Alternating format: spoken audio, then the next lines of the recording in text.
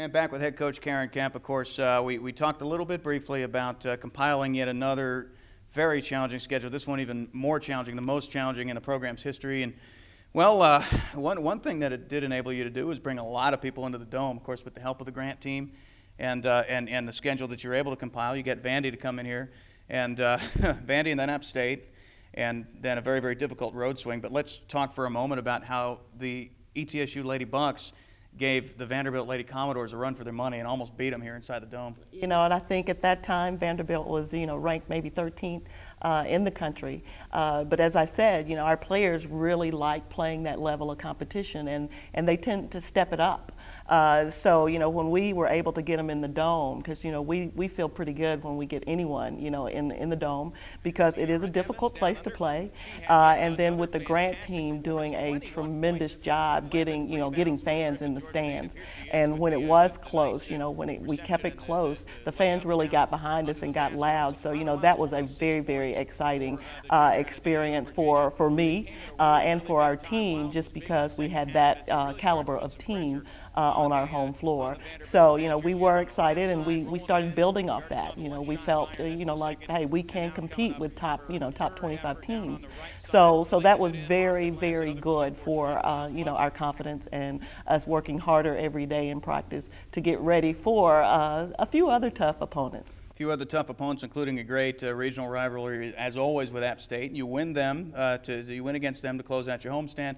And then, yeah, a very, very difficult 5-game road swing. I mean, the good thing about this was interspersed with a couple of conference games. So you saw Mercer, you saw Kennesaw State, but that was in between, okay, let's see, Georgia, Kentucky, and Wake Forest, which you knew was going to be really, really tough. But I think the pinnacle of that trip, needless to say, came right in the middle when you got the win up against Kentucky. Oh, no doubt about it. We felt good. We watch a lot of film, and we felt really good about our chances, but we knew it was going to be tough on their home court.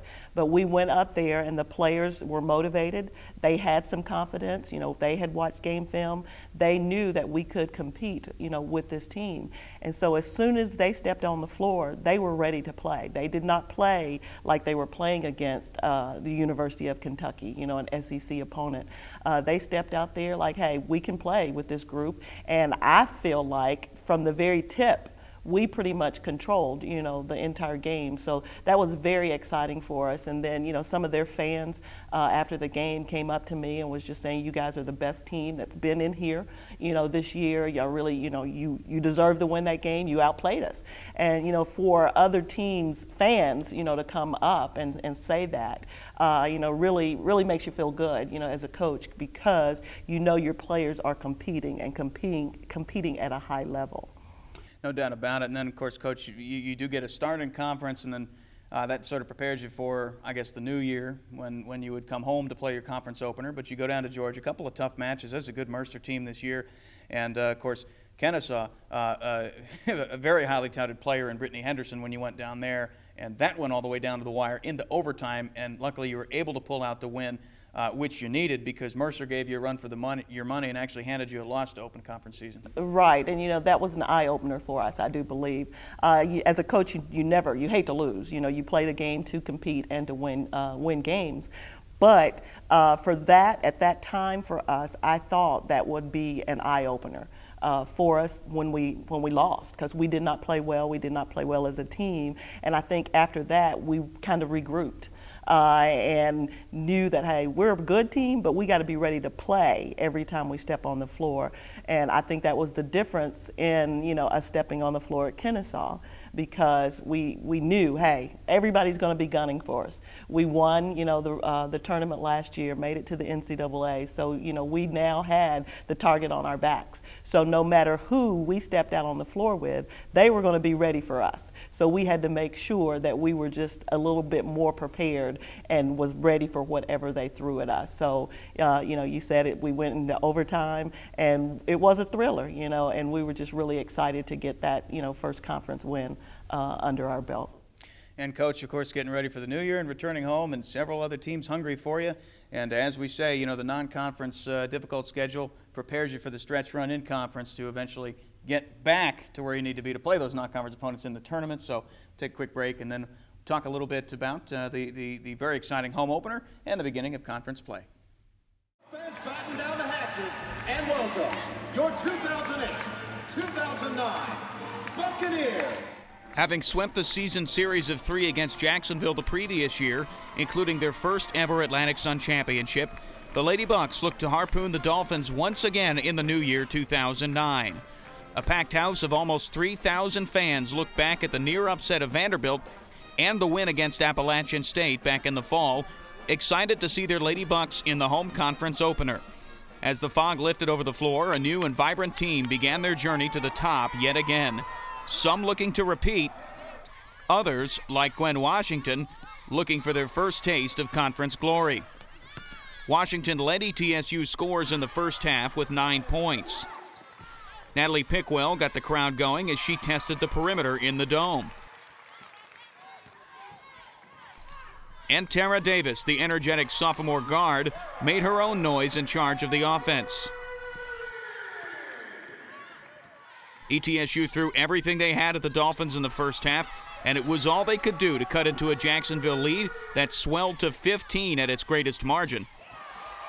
At halftime, it was 8. No Lady Buck reached double digits in the first 20 minutes, and Sierra Evans had yet to score a basket. It took 16 second-half points for Letitia Belcher to get her teammates recharged, as well as 9 from Davis, including 2 made threes.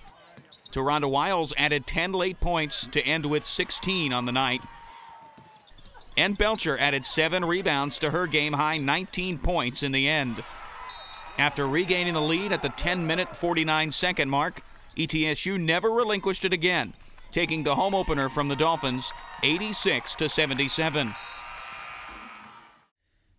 And Coach, you had so much fan support for that big home opener. Of course, that was when we actually got to see the Grant team in action in the Dome, not for the first time, but I guess for the first time in the conference season, when we had so many local fans coming out to support the Lady Bucs against Jacksonville.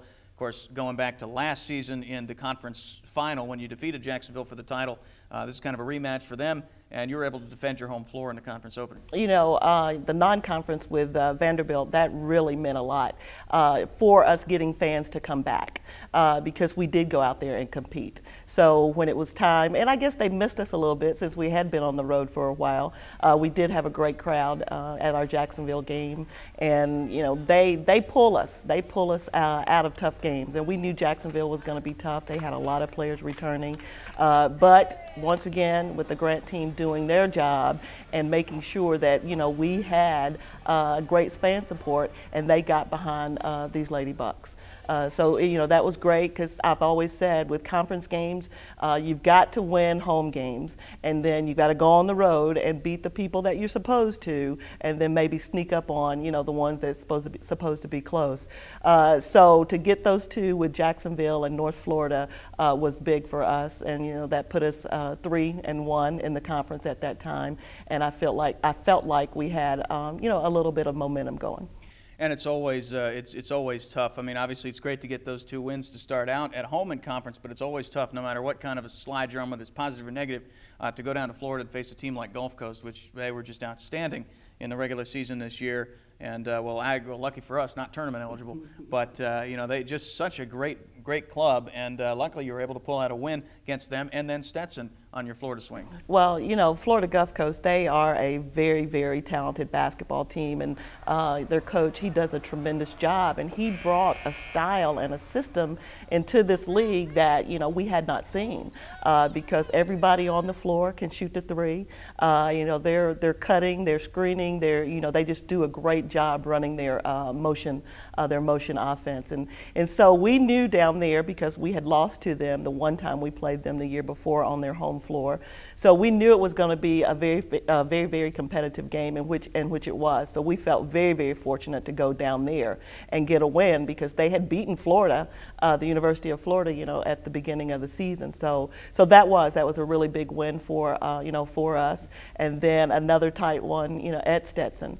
and everybody plays really well on their home floor. So to go on the road and get 2 conference wins, that meant a whole lot for the program.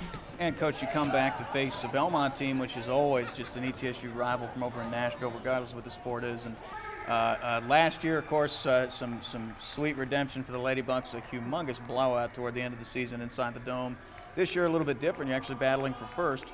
And, Taronda just has an outstanding game. I mean, she'd already done some wonderful things, and then she drops the career high on Belmont to surpass the previous career high that she set against Belmont. Just a great game. Yes, she did. She had a tremendous game, and for some reason this team, there's 2 teams that they really get up for, and one being Jacksonville and the other being Belmont. And I know it's because Belmont had kind of ruled the league for 2 years. So we always came out on a mission when we played them, and Taronda was on a tear when she came out. And it was just a lot of fun, watching her perform like that, and it made it even sweeter against a Belmont. But she she did a tremendous job for us, all season, and that was a career for her. And then I think she followed that up maybe with 31 points.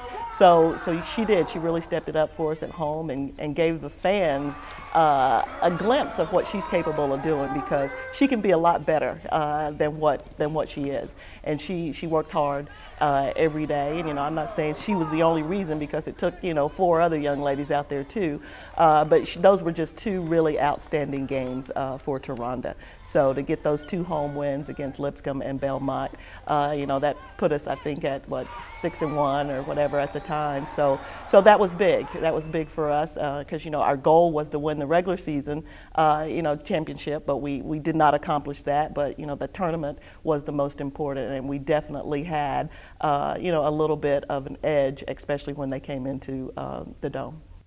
No doubt about it. And, it was a glimpse at Taronda and a glimpse at what we know the Lady Bucks are capable inside the Dome. So why don't we take our very own glimpse back at the highlights for the game for first against Belmont.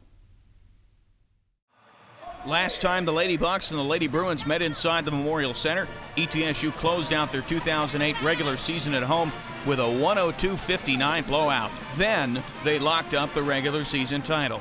Now they battled for first early in the season. After trading baskets to start the game, a Gwen Washington three-pointer gave ETSU the lead, and from there they never looked back. With 15:33 to go in the contest, a jumper gave ETSU their largest lead at 25 points. Taronda Wiles, who scored her previous career high in conference play against the Bruins, dropped 31 points on the night, 18 of them in the first half alone. She shot a very efficient 13 for 18 from the field, made 2 three-pointers, and also grabbed 4 rebounds and 4 steals to go with a block and an assist in just 28 minutes of action. In addition, Washington recorded her second double-double in a row, 13 points and 10 rebounds, as the Lady Bucks cruised over Belmont and into first place in the A-Sun. Final score, ETSU 69, Belmont 51.